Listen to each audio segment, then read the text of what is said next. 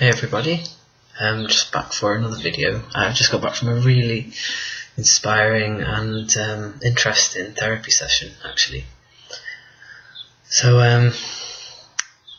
this is going to be quite, I'm not going to say intense, but quite a deep video, and it's a suggestion to maybe bring the old you back into the new you and fit them together somehow. So not everybody's necessarily going to want to do this, or maybe you're not ready to do this, and that's fine. There's no right or wrong in any of this. So I'll start at the beginning, which is a good idea. I recently met someone on Facebook who shares my old name, and this is pretty interesting for me because it's not a particularly common name. And somehow, just through speaking to her and reading her name on Facebook, it's unlocked a lot of stuff for me, and it's turned out to be quite an epiphany, in fact. So that's pretty crazy.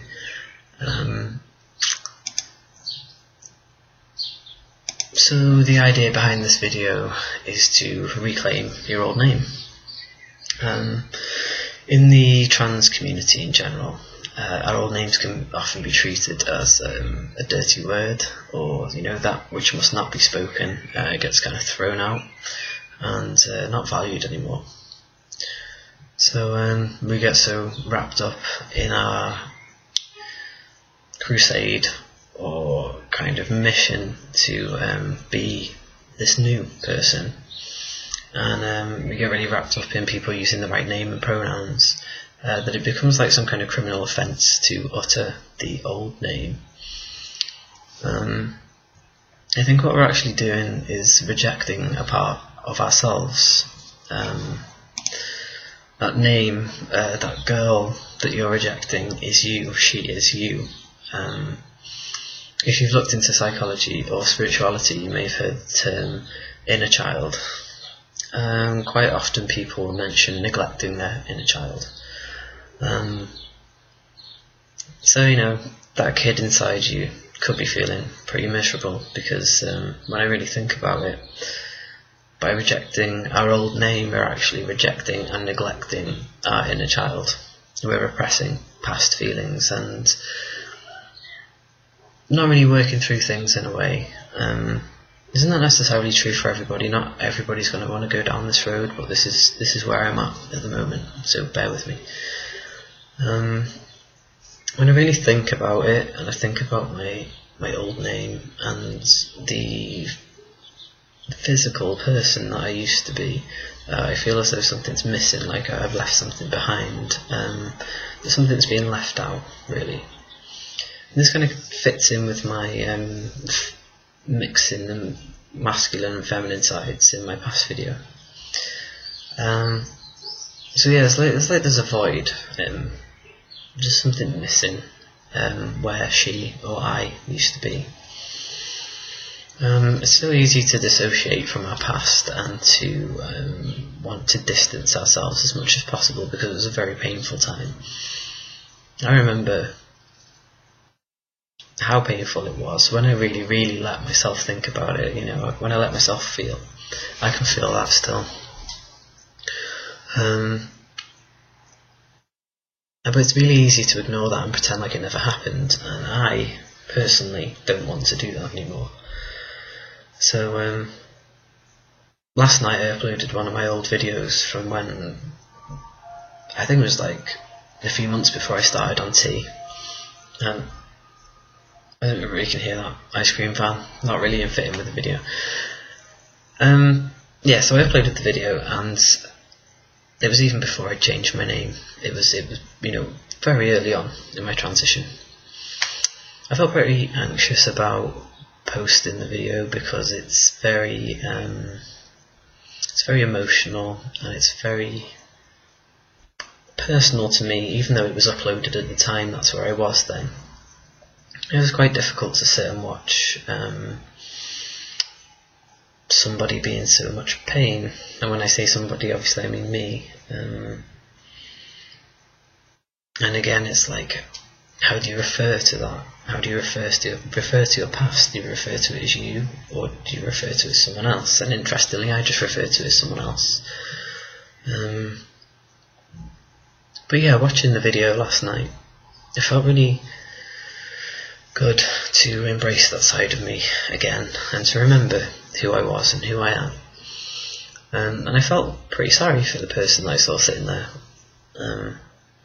You know, watching somebody so down and upset and kind of desperate in a way, it was pretty difficult to watch. And I'd find it difficult to watch anybody looking like that.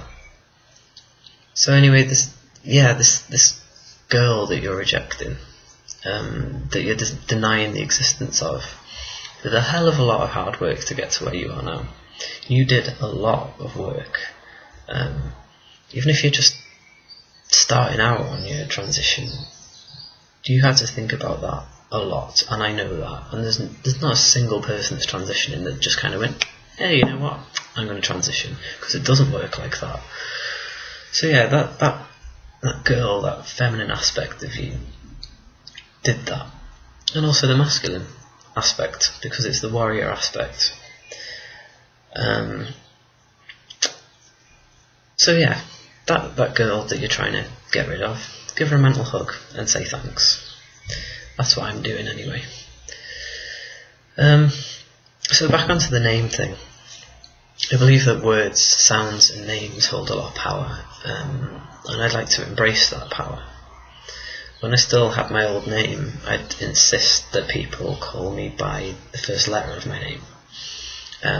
So I've been rejecting my name for a long, long time. Yeah, I mean, before I transitioned and changed my name to Dylan, there was probably about 6 years or so where I was called by the first letter of my first name. So it's been a long time since I've honoured my actual name.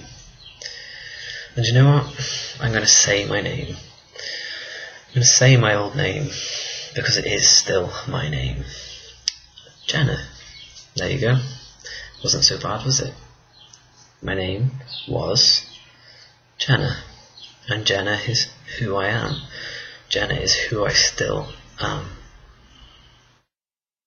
That is the essence of who I am. That's what I started out as.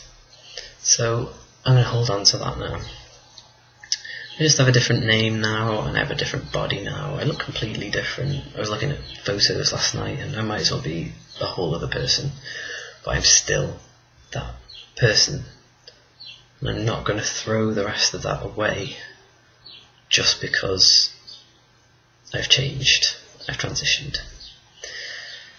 Anyway, I hope this hasn't really scared anyone off. As I said, this may not be for you, but this is where I'm up to right now, and it feels pretty good to work through this.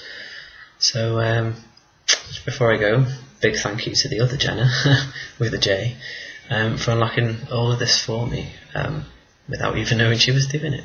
So yeah, thanks very much, and I'll speak to you all soon. Bye.